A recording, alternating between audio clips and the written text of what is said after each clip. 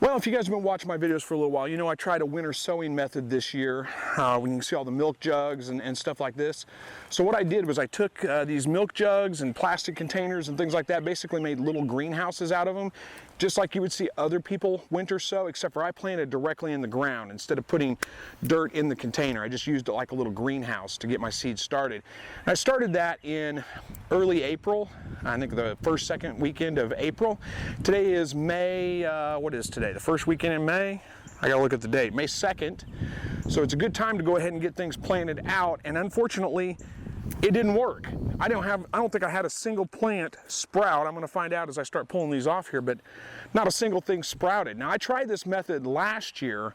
I started a couple of my tomatoes in the ground, just thinking it might work, but I did it in March. So it was like early March, and it worked great. The only problem I had was the tomatoes grew out the top of the milk jugs before it was time to take the milk jugs off, and they got too big before it was time. So I thought, well, I'll wait a little bit later. Now my guess as to why this didn't work is I think I got them in the ground too late.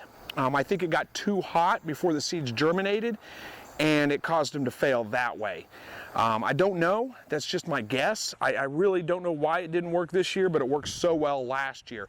We did get a couple of cold snaps that came through, but you know, that happened last year as well. My only thought is that, you know, if it was 85 degrees out and the sun was out or something like that, then it may have heated up these greenhouses too much and therefore killed the seeds. So that's my guess. But anyway, not all is lost. I do have some plants to put in the garden today. Give me a second, I'll tell you all about that. All right, so the idea behind these was just basically winter sowing idea. And I planted the seeds directly in the ground. You can probably see that. But again, they didn't sprout at all. So I'm gonna put some gloves on while I plant these so I can keep the dirt out of my fingernails, keep them a little bit cleaner. Problem is I'm gonna have to burn these holes a little bit longer. So anyway, get back to the story here. So, you know, I talked about this.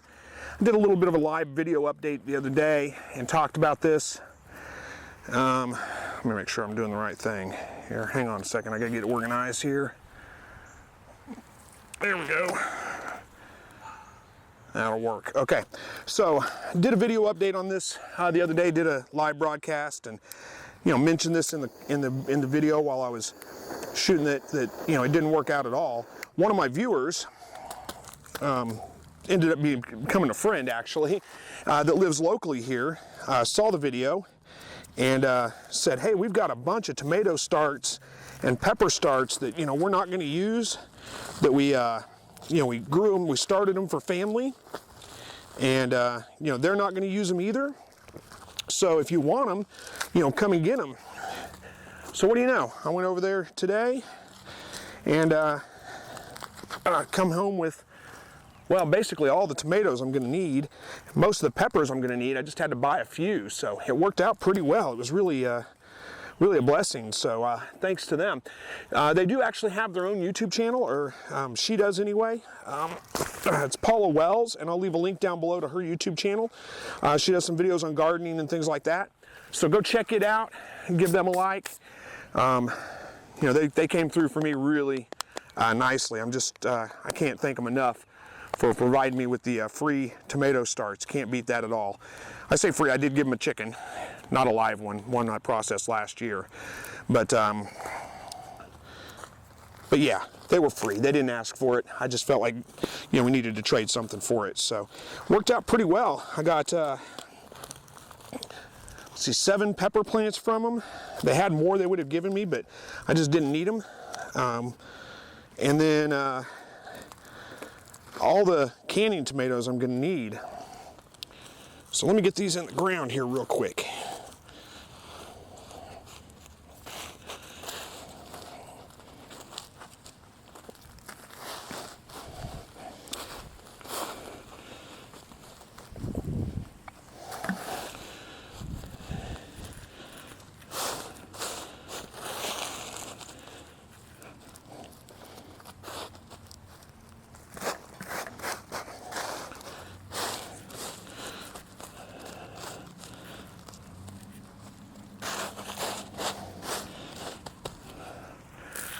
All right, one down.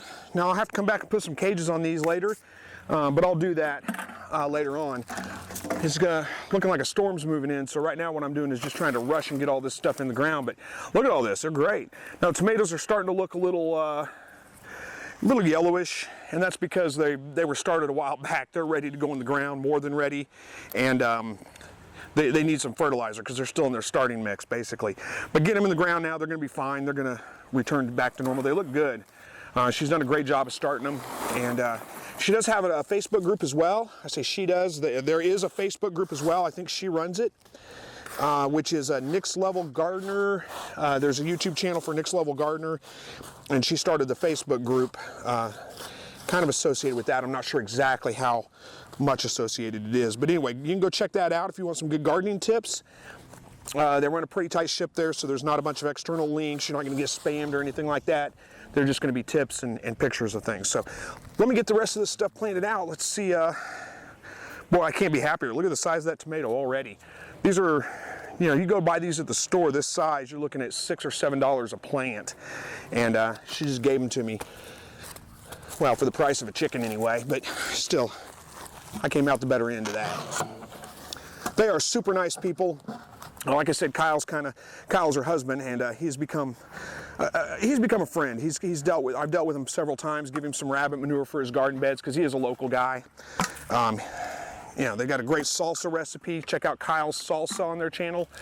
Great salsa recipe, definitely worth checking out.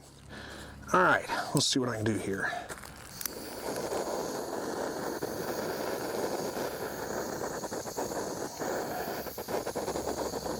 Should be big enough. I've got to burn these holes bigger because all I did was burn them big enough to plant seed in. I didn't burn them big enough, deep enough to, or big enough around to plant, look at that, grub worms. I should go feed them to the chickens. Maybe I will. We'll put them in there. We'll go feed them to the chickens. But I didn't plant or dig these holes big enough to plant actual plants in, just start seed in, which didn't work. Boy, there's another grub worm. Good grief. I'm just filled with grub worms.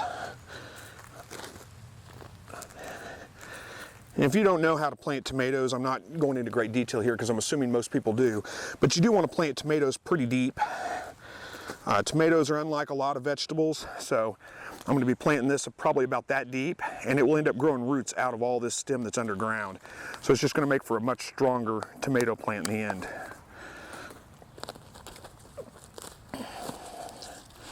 Well, 2 down and a lot more to go.